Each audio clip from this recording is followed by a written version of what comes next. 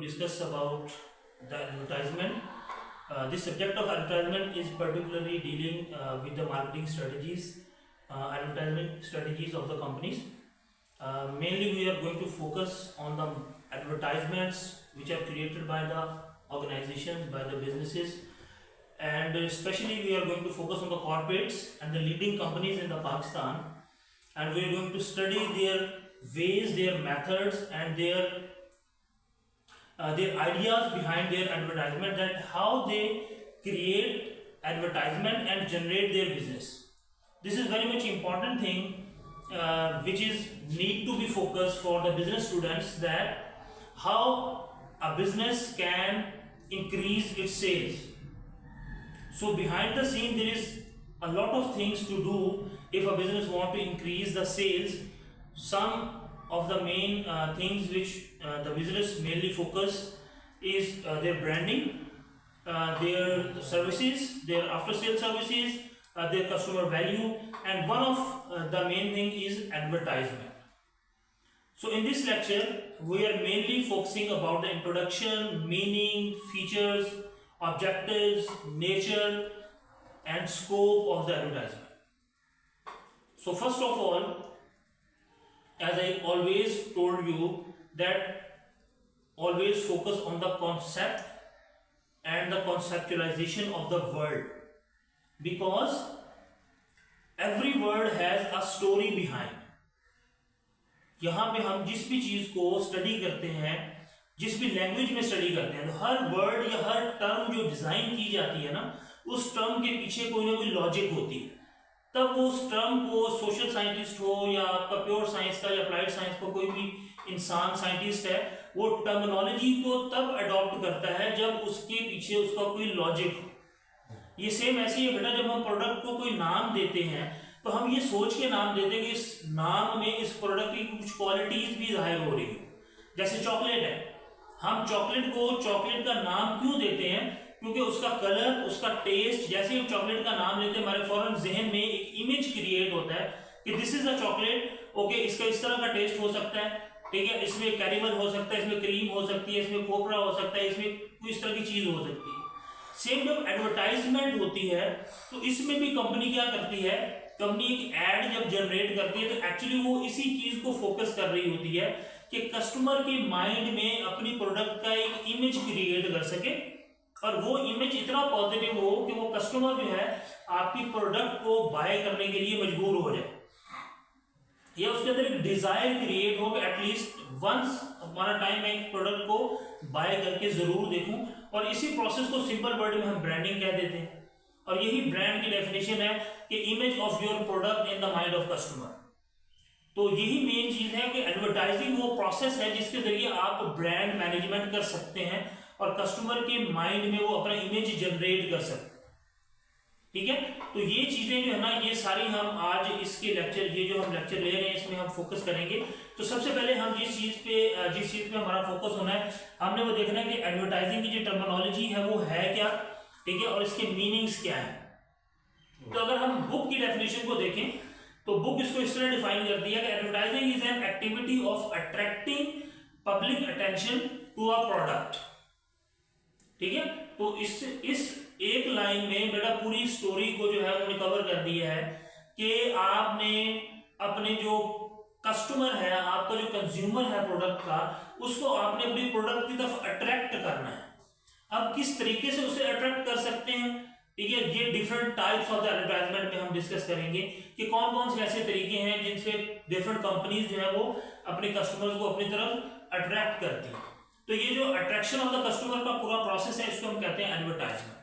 हम पिछले सब्जेक्ट्स में जैसे marketing management, principle of marketing, इसमें हम पढ़ चुके हैं कि कस्टमर को अट्रैक्ट करने के लिए कंपनीज जो है डिफरेंट स्ट्रेटजीज यूज करती हैं. ठीक है, और हम कंपनीज के स्टेक होल्डर्स के बारे में भी स्टडी कर चुके हैं, जिनमें से एक मेन स्टेक होल्डर आपका कस्टमर होता है. और हम ये भी जानते हैं कि कस्टमर इज अ किंग. अगर हम कस्टमर को वैल्यू डिलीवर करते हैं तब कस्टमर रिटेन करता है, सस्टेन करता है, और जितना कस्टमर रिटेन होता है उतने कंपनी के प्रॉफिट्स जो है वो बढ़ते हैं. ठीक है, तो इस चीज को ध्यान में रखना है कि एडवर्टाइजिंग इज ऑल अबाउट कि आपने उस किंग को अट्रैक्ट कैसे करना है. उस कस्टमर को अपने साथ जोड़ के कैसे रख रहे हैं, बार बार वो आपकी कंपनी की चीज़ों को बाय करे या उसको खरीदे, ठीक है, बल्कि दूसरों को वो क्या करे, दूसरों को वो बताए, आपका positive word of mouth create करे, ठीक है। सेम इसी तरह इसकी डेफिनेशन अगर हम इसको देखें कि advertising is a non personal communication of information usually paid for the usually persuasive in nature about products, services और आइडियाज, ठीक है।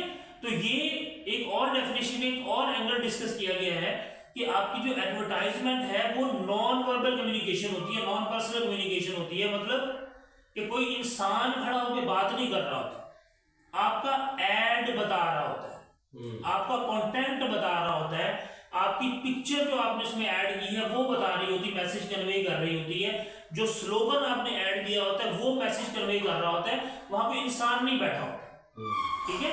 तो आपका वो मैसेज, वो कंटेंट, वो पिक्चर, वो एड, वो वीडियो या वो क्लिप जो आपने एज अ एडवर्टाइजमेंट लॉन्च किया वो पेड होता है ज्यादातर, क्योंकि हमने लास्ट जो सब्जेक्ट था उसमें हमने ये पढ़ा था मार्केटिंग के अंदर कि एक होती है पेड कैंपेन, एक होती है नॉन पेड कैंपेन। तो हमने कहा था जो पेड होती है उसमें क्या कहते हैं, एडवर्टाइजमेंट कहते हैं, और नॉन पेड को हम पब्लिसिटी कहते हैं, ठीक है। तो ये नॉन पेड नहीं है, ये पेड कैंपेन है, इसलिए इसको हम एडवर्टाइजमेंट कहते हैं, और ये नॉन पर्सनल होती है, ठीक है। आप जो चीज ऐड करते हो, जो चीज ऐड रन करते हो वही ऐड आगे मैसेज करते हो, ठीक है। तो इसलिए ये परसुएसिव होती है, और ये तीनों चीजों के लिए पहले हमने पिछले सब्जेक्ट्स में क्या पढ़ा था कि प्रोडक्ट होती है, सर्विसेज होती है, लेकिन आजकल इसमें आइडियाज भी ऐड हो गए, यानी कि एंटरप्रेन्योरियल इकोसिस्टम की वजह से अब लोग आइडियाज भी सेल करते हैं, ठीक है। तो चाहे वो आपके प्रोडक्ट के बारे में एडवर्टाइजमेंट हो, आपकी जो है ना सर्विसेज के बारे में एडवर्टाइजमेंट हो, या आपके आइडियाज की एडवर्टाइजमेंट हो, ठीक है। जैसे आप आजकल टीवी पे देखते हैं पाकिस्तान में कि नेशनल बिजनेस इंक्यूबेशन सेंटर अपनी एड चला रहा होता है, ठीक है। वो ऐड क्या चला रहा होता है कि हमने पिछले साल में इतने स्टार्टअप जनरेट किए हैं और हमने उनको इतना जो है वो यहाँ उनके बिजनेस को पिच करवाया है और इतना उन्होंने पैसा गेन किया है, तो आप भी हमारे साथ मिलकर पब्लिक प्राइवेट पार्टनरशिप में अपना स्टार्टअप शुरू करें और आप भी यहाँ से हमारे पास से फंडिंग जनरेट कर सकते हैं। तो इस तरह आइडियाज की भी आगे सेलिंग प्रोसेस होता है। तो यहाँ पे बेसिक आपको समझ आ गया कि एडवर्टाइजमेंट बेसिकली वो प्रोसेस है जिसके जरिए हमने कस्टमर को अट्रैक्ट करना है, और दूसरा क्या है कि ये पेड प्रोसेस है, फ्री नहीं है, ठीक है। पैसा लगाना पड़ेगा, ऐड जनरेट करना पड़ेगा, कंटेंट बनाना पड़ेगा, ठीक है। उसके बाद उसको कैंपेन को रन करना पड़ेगा, तब जाके आपका इम्पैक्ट जनरेट होगा और आपके पास कस्टमर जो है वो वापस आएगा, ठीक है। इससे आगे हम देखते हैं कि जो रिचर्ड है उसने इसकी डेफिनेशन क्या की है, हम ऑलरेडी पीछे दो डेफिनेशन पढ़ चुके हैं। So this is the third one. Richard ये कहता है कि advertising is a paid form of non personal presentation of ideas, goods and services, ठीक है। उसी बात को उन्होंने रिफ्रेश कर दिया कि ये क्या है, पेड जो आपकी कैंपेन है आपकी प्रोडक्ट की, सर्विसेज की और आइडियाज की, ठीक है। This is the definition of the Richard, और ये नॉन पर्सनल है, नॉन पेड नहीं है, नॉन पर्सनल है, यानी कि हम क्या कहते हैं कम्युनिकेशन में, नॉन वर्बल और वर्बल कम्युनिकेशन। देखो नॉन वर्बल या नॉन पर्सनल कम्युनिकेशन है कि आपने अपनी प्रोडक्ट की अवेयरनेस देनी है लोगों को, ठीक है। तो इसके बाद अकॉर्डिंग टू व्हीलर क्या कहता है, व्हीलर ये कहता है advertising is any form of paid non personal presentation of ideas, goods and services for the purpose of inducting the people to buy या motivate the people to buy, ठीक है। तो अब इन सारी डेफिनेशन से जो चीजें हमने आइडेंटिफाई की वो क्या है, नंबर वन हमने आइडेंटिफाई किया कि ये non personal communication, number two ये एक पेड प्रोसेस है, नंबर थ्री ये कंटेंट बेस्ड एडवर्टाइजमेंट है, नंबर फोर ये कस्टमर को अट्रैक्ट करने के लिए जो है बनाई जाती है, नंबर फाइव इसके स्टेक होल्डर्स कौन है, इसके स्टेक होल्डर्स आपके कस्टमर्स हैं, ठीक है। और इसमें नंबर सिक्स क्या है कि हमने क्या क्या चीजें हैं जिनके एडवर्टाइजमेंट हम बनाते हैं, वो आपके पास है गुड्स, सर्विसेज और आइडियाज। तो ये वो 6 कंपोनेंट्स हैं जिसको हम कहते हैं कि पूरा एक सर्कल है आपका एडवर्टाइजमेंट का, जिसके गिर्द आपकी एडवर्टाइजमेंट घूमती है, ठीक है। यानी कि हम बनाते किसके लिए हैं, कस्टमर्स के लिए। किन किन चीजों पे बनाते हैं, गुड्स, आइडियाज और सर्विसेज के ऊपर, ठीक है। और इसको चलाते कैसे हैं, पैसों के थ्रू, ठीक है। और इसका मकसद क्या होता है, क्योंकि ये नॉन पर्सनल होती है, इसका मकसद होता है कस्टमर को अट्रैक्ट करना, मोटिवेट करना या रिटेन करना या सस्टेन करना। आगे जब हम इसके मकसद पढ़ेंगे then we learn about that what are the basic motives behind this advertisement. बाजू का ब्रांड्स रीब्रांडिंग भी करते हैं, जब उनकी प्रोडक्ट डाउनफॉल पे जा रही होती है तो फिर वो नए पैकेज, नए कलर, नए स्टोर के साथ दोबारा एडवर्टाइजमेंट करते हैं और अपनी प्रोडक्ट को रीस्टोर करने की कोशिश करते हैं ताकि they try to regain the portion of the market जो उन्होंने पहले लूज कर दिया होता है। ठीक है, तो ये चीज आपको जब हम एक्सपो में जाएंगे वहां पे भी आपको नजर आएंगे कि डिफरेंट कंपनीज ने जो स्टॉल्स लगाए हुए हैं उनके स्टॉल्स के ऊपर आपको डिफरेंट तरह की एडवर्टाइजमेंट नजर आएंगी। जहां पे आपको कंपनी जैसे डेयरी लैक है, ठीक है, वहां पे संचूर है, वहां पे नेस्ले का एड आपको लगा हुआ नजर आएगा। ठीक है, तो बड़ी बड़ी कंपनीज ने जो डेयरी की फर्म में वहां काम करती हैं, तो एक्सपो के अंदर वो बिजनेसेस जब अपना स्टॉल लगाते हैं तो उनका मेन फोकस क्या होता है, to convey a silent message. अपनी कंपनी के ब्रोशर्स वो रखते हैं, कार्ड्स वो रखते हैं, लेकिन पीछे फ्लक्स ऐड करते हैं जिसके ऊपर उन्होंने डिफरेंट तरह की एडवर्टाइजमेंट की होती है, advertisement of their goods, services and ideas. अगर कोई फार्मास्यूटिकल कंपनी है तो उन्होंने अपनी प्रोडक्ट्स, मेडिसिन की प्रोडक्ट्स का ऐड लगाया होगा। ठीक है, अगर कोई दूध की प्रोडक्ट बनाने वाली तो उन्होंने अपनी दूध की प्रोडक्ट्स का लगाया हुआ होगा। अगर कोई वहां पे फॉर्म कंस्ट्रक्शन या फॉर्म बना के देने वाले हैं तो उन्होंने अपने फॉर्म्स के डिफरेंट स्ट्रक्चर बना के रखे हुए होंगे और सर्विसेज को डिस्प्ले कर रहे होंगे। और अगर वहां पे कोई कंसल्टेंट फर्म है तो उन्होंने अपने आइडियाज की एडवर्टाइजमेंट की होगी कि हम जो है ना वो फॉर्म मैनेजमेंट में कंसल्टेंसी देते हैं, फॉर्म डेवलपमेंट में कंसल्टेंसी देते हैं, या हम प्रोडक्ट सेलिंग में कंसल्टेंसी देते हैं, या बिजनेस डेवलपमेंट में कंसल्टेंसी देते हैं। ठीक है, या बिजनेस एक्सपेंशन में कंसल्टेंसी देते हैं। तो ये हर तरह के बिजनेसेस हमें नजर आते हैं। तो पाकिस्तान क्योंकि एग्रीकल्चर बेस्ड कंट्री है तो इसके अंदर ज्यादातर बिजनेस जो एडवर्टाइजमेंट्स है कंपनीज जो करती हैं वो या तो मल्टीनेशनल कंपनीज करती हैं, और छोटे बिजनेसेस को अभी तक इसका अहमियत का अंदाजा नहीं है कि एडवर्टाइजमेंट उनकी लाइफ में क्या रोल प्ले कर सकती है, उनकी बिजनेस लाइफ को कैसे इनहेंस कर सकती है।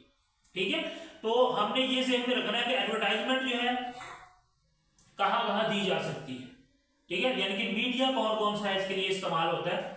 तो हम क्या कहते हैं, एडवर्टाइजमेंट में हमारे पास एक प्रिंट मीडिया होता है, डिजिटल मीडिया होता है और इलेक्ट्रॉनिक मीडिया होता है। यानी कि हम अगर सिंपल वर्ड्स में कहें तो एडवर्टाइजमेंट न्यूज़पेपर में दी जा सकती है, टेलीविजन पे दी जा सकती है, केबल पे इश्तेहार दिया जा सकता है। ठीक है, या हम फिल्म्स में दे सकते हैं, टेलीविजन में दे सकते हैं, मॉर्निंग शोज में दे सकते हैं। अगर कोई मैच चल रहा है, मैच के दौरान हम लाइव जो है वो चलवा सकते हैं। तो ये डिफरेंट प्लेटफॉर्म्स हैं जो कि डिजिटल, सोशल और इलेक्ट्रॉनिक मीडिया की कॉम्बिनेशन से एडवर्टाइजमेंट चलाई जाती है। और हर जगह आपको पता है पेमेंट देनी होती है, और पैसे किस चीज के होते हैं, टाइम के। आप किस टाइम में चला रहे हैं, पीक टाइम पे चला रहे हैं, ऑफ टाइम पे चला रहे हैं, स्टार्ट में चला रहे हैं, मिड में चला रहे हैं, एंड में चला रहे हैं, depend upon the time and frame कि आपका फ्रेम का ड्यूरेशन कितना है, 10 सेकंड की है, 20 सेकंड की है, 25 सेकंड की है। तो हर चीज की जो है ना वो प्रॉपर क्या हो रही होती है, कैलकुलेशन हो रही होती है, तब आपका कैंपेन रन होता है। तो आपको इसी तरह न्यूज़पेपर में अगर ऐड लगवाना है तो वो देखते हैं आपका साइज, आपके वर्ड्स कितने हैं पर मिनट, पिक्चर उसके अंदर कितनी है, कलर है या ब्लैक एंड व्हाइट है। ठीक है, फुल पेज लगवाना है, आपने फ्रंट पेज पे लगवाना है, सेंटर पेज पे लगवाना है, बैक पेज पे लगवाना है, एक्सक्लूसिव लगाना है, क्लासिफाइड लगाना है, कौन सा ऐड लगाना है, उसके ऊपर फिर आपकी जो है वो कैलकुलेशन स्टार्ट होती है। तो जब हम बजटिंग देखेंगे इसकी तो वहां पे हम इसको डिस्कस करेंगे कि इस ऐड की बजटिंग कैसे होती है। ठीक है, तो बेसिक चीजें आपको समझ आ गई होंगी। एलिमेंट्स क्या होता है एडवर्टाइजिंग के, ऑलरेडी हम इस पे बात कर चुके हैं कि इनमें सबसे पहले ये नॉन पर्सनल होती है। ठीक है, इसका मकसद कम्युनिकेशन होता है, साइलेंट मैसेज को कम्युनिकेट करना, और पेड होती है, ये नॉन पेड नहीं होती है, और परसुएसिव होती है। परसुएसिव का मतलब क्या होता है कि ये परस्यू करती है, अट्रैक्ट करती है, मोटिवेट करती है कस्टमर को आपके प्रोडक्ट को बाय करने के लिए या एटलीस्ट उसकी इंफॉर्मेशन लेने के लिए। ठीक है, और आइडेंटिफाइड स्पॉन्सर्स। ठीक है, तो इसका एक एलिमेंट जो है आपके स्पॉन्सर भी होते हैं। एक बहुत इंपॉर्टेंट टर्मिनोलॉजी में बेटा आपको बता रहा हूँ क्योंकि आपकी स्पेशलाइजेशन मार्केटिंग है, तो ऐसे तमाम हमारे स्टूडेंट्स जो कि मार्केटिंग स्पेशलाइजेशन में पढ़ रहे हैं और ऐसे तमाम बिजनेसमैन जिनको मार्केटिंग का नहीं पता है, ठीक है, या वो अपनी मार्केटिंग के बारे में जानना चाह रहे हैं, या ऐसे तमाम लोग जो कि सोशल मीडिया मार्केटिंग कैंपेन चलाते हैं, फेसबुक एडवर्टाइजमेंट करते हैं, उनके लिए ये 5 M's का एक फॉर्मूला है, ये लाजमी उनको पता होना चाहिए कि what are the 5 M's in marketing और एडवर्टाइजमेंट। ठीक है, तो ये 5 M जो है ये actually story behind the advertisement या कैंपेन क्रिएशन, ये 5 M होते हैं। उनमें पहला M क्या होता है, पहला M है mission. What is the mission of your campaign, आप इस कैंपेन से करना क्या चाह रहे हैं, क्या करवाना चाह रहे हैं। ठीक है, आपका मकसद क्या है, इंफॉर्मेशन देना है, सेल्स जनरेट करना है, कस्टमर अट्रैक्शन है, का लीड जनरेशन है, क्या आप करना चाह रहे हैं, आपका विजन क्या है इसके पीछे। फिर सेकंड मनी, बजट कितना है, आप कितना पैसा आप इस कंपेन पे लगाने जा रहे हैं, क्योंकि आपका बजट डिसाइड करेगा आपका मीडिया कि आपके पास कितना पैसा है और आप किस मीडिया में वो ऐड लगा सकते हैं। Depend upon your budget. अगर बजट ज़्यादा होगा तो आप डिजिटल मीडिया, इलेक्ट्रॉनिक मीडिया में जा सकते हैं। बजट कम होगा तो आप प्रिंट मीडिया या दूसरे छोटे मीडिया में जाएंगे। उससे भी कम होगा तो सोशल मीडिया में आ जाएंगे। ठीक है, तो डिपेंड अपॉन द बजट। तो आपकी मनी जो है वो आपका सेकंड एम है, मिशन एंड मनी। थर्ड आपके पास है मैसेज।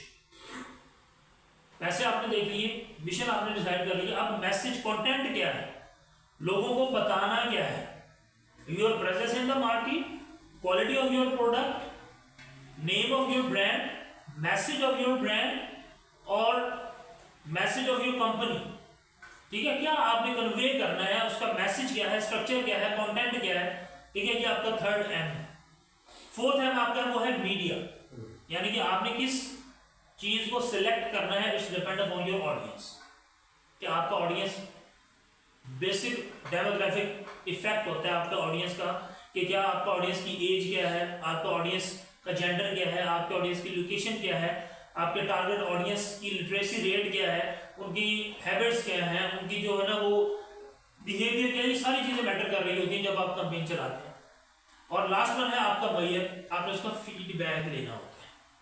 ठीक है, कैंपेन आपने चला दी, पैसा लगा दिया, मीडिया सेलेक्ट कर लिया, मैसेज अच्छा बना दिया, सब कुछ, अगर आपके पास उसका फीडबैक नहीं आया कि इस कैंपेन में एडवर्टाइजमेंट ने कितनी लीड्स जनरेट की हैं। ठीक है, जैसे हम सोशल मीडिया वेबसाइट पे देखते हैं ना, शॉपिफाई की वेबसाइट के ऊपर इंप्रेशंस, क्लिक्स, इंप्रेशंस, ठीक है, लीड्स और ऑर्डर और ऐड टू कार्ट और ऑर्डर बट नॉट रिसीव्ड। तो ये सारी चीजें इसकी एनालिसिस होती है। तो ये आपको फीडबैक से पता चलता है। और आप लोगों ने बेटा बहुत सारे ऑनलाइन प्लेटफॉर्म पे देखा होगा, जब आप कहीं अप्लाई कर रहे होते हैं तो उन्होंने एक ऑप्शन दिया होता है कि from where you know about us, आपको हमारे बारे में कहां से पता चला। ठीक है, तो वहां पे ऑप्शन उन्होंने दिया होता है, लिंक्डइन, सोशल मीडिया, फेसबुक या अदर सोर्सेज, तो वहां से वो फीडबैक ले रहे होते हैं। So these are the basic 5 M's जो एडवर्टाइजमेंट में आपको पता होने चाहिए, और किसी भी कंपेन या एडवर्टाइजमेंट को बनाने से पहले इनको आपने ज़हन में रखना होता है। ठीक है, तो वन पे वन मुझे आप बताएंगे 5 एम में से कौन कौन से एम है भी। तो okay please. Mission, money, message, media और ठीक है, यानी कि हमने पहले एम डिसाइड करना है, फिर बजट डिसाइड करना है, ठीक है, फिर हमने मैसेज डिसाइड करना है, फिर हमने मीडिया डिसाइड करना है, फिर उसका फीडबैक लेना, मेजर करना है उसको कि हमारा मैसेज ये, हमें पता चलेगा कि हमारी जो कैंपेन है वो इफेक्टिव रही है या इनइफेक्टिव रही है, उसने क्या रिजल्ट जनरेट किए हैं। ठीक है, तो ये 5 एम्स हर मार्केटर को जानना बहुत ज्यादा जरूरी है। ठीक है जी। इसी तरह जो की प्लेयर होते हैं एडवर्टाइजिंग के अंदर, जो मेन लोग होते हैं, स्टेक होल्डर होते हैं एडवर्टाइजमेंट के अंदर, उनमें सबसे पहला रोल होता है किसका, एडवर्टाइजर का। किसका, advertiser. The first main player is advertiser, जो अपनी एडवर्टाइजमेंट कर रहा है। ठीक है, जिसने अपनी एडवर्टाइजमेंट जनरेट की है। और नंबर 2 होता है आपके पास द एडवर्टाइजिंग एजेंसीज, जो एजेंसी आपकी एडवर्टाइजमेंट कर रही है। ठीक है, एडवर्टाइजर ने अपना ऐड बनाया, ऐड बना के एडवर्टाइजिंग एजेंसी को दे दिया, एडवर्टाइजिंग एजेंसी ने आगे उसे डिस्प्ले करना है। ठीक है, और थर्ड आपके पास है द सपोर्ट ऑर्गेनाइजेशन, उस एजेंसी को, जो एडवर्टाइजिंग एजेंसी है उसकी जो सपोर्टिंग ऑर्गेनाइजेशन है, ये आपका थर्ड जो है वो की प्लेयर होता है। और चौथा आपके पास होता है मीडिया। ठीक है, जो जिस मीडिया की रीच है, डिपेंड करता है, आप एक ऐड देते हैं, लेट्स से आपने एक ऐड दिया लोकल न्यूज़पेपर में, अब वो न्यूज़पेपर पूरे दिन में छपते 100 है। ठीक है, तो इसका मतलब है वो 100 पेपर 100 लोगों तक जाएंगे मैक्सिमम। वही ऐड अगर आपने फेसबुक पे चला दिया तो उसी बजट में वो ऐड आपका 10,000 लोगों तक चला जाएगा। वही ऐड अगर आपने टेलीविजन पे चला दिया, केबल पे चला दिया, किसी प्राइम टाइम पे चला लिया, तो हो सकता है वही ऐड आपका जो 10,000 लोगों तक चला जाए। तो अगेन डिपेंड अपॉन कि आपका मीडिया आप कौन सा यूज करते हो, किस तरह उसकी रीच आउटरीच किया है। सो these are the 5 key main players of the advertisement: advertiser, advertising agency, support organisation, media and final consumers. ठीक है, जिन तक हमने अपनी एडवर्टाइजमेंट पहुंचानी है। yes, तो ये चीजें सारी इसको, और उसके बाद लास्ट में हम डिस्कस करेंगे बेटा ऑब्जेक्टिव्स, कि एडवर्टाइजमेंट के ऑब्जेक्टिव्स क्या होते हैं। We already discuss about the objectives, कुछ चीजें हमने पहले डिस्कस की हैं। तो number 1 to make an immediate sale, main purpose इसका यही होता है कि इमीडिएट सेल बढ़ानी होती है, पॉजिटिव इमेज क्रिएट करना होता है, positive word of mouth create करना होता है, मोटिवेशन क्रिएट करनी होती है, डिफरेंट ऑब्जेक्टिव्स होते हैं। Number 2 to build the primary demand, अपनी प्रोडक्ट की डिमांड एनहांस करनी हो सकती है। Number 3 to introduce a price deal, ठीक है, जैसे आपने KFC मैकडॉनल्ड्स देखा तो उन्होंने कोई डील की प्राइस इंट्रोड्यूस करवानी होती है, उसके लिए वो स्पेशल एडवर्टाइजमेंट चलाते हैं। Number 3 to build brand recognition और ब्रांड इंस्टेंस, ठीक है, ब्रांड को इंट्रोड्यूस करवाने के लिए कोई कैंपेन, उसका ये ऑब्जेक्टिव हो सकता है।